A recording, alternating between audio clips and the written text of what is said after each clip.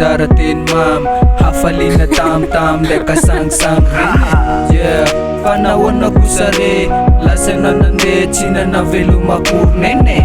Tsy tamana sa hoe efa empaka be na tonga nanandeha tsy nanaveloma intsone.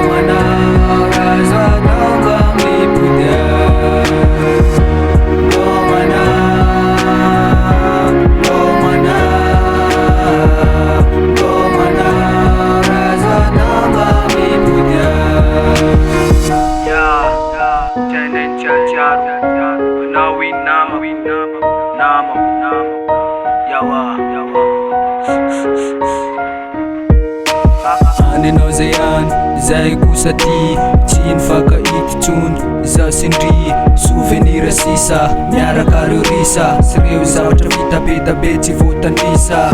Tombondalana nenao ine, fa toena tsy taman'e o.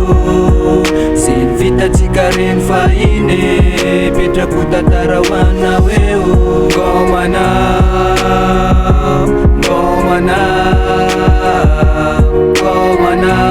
razo atao mba mipody.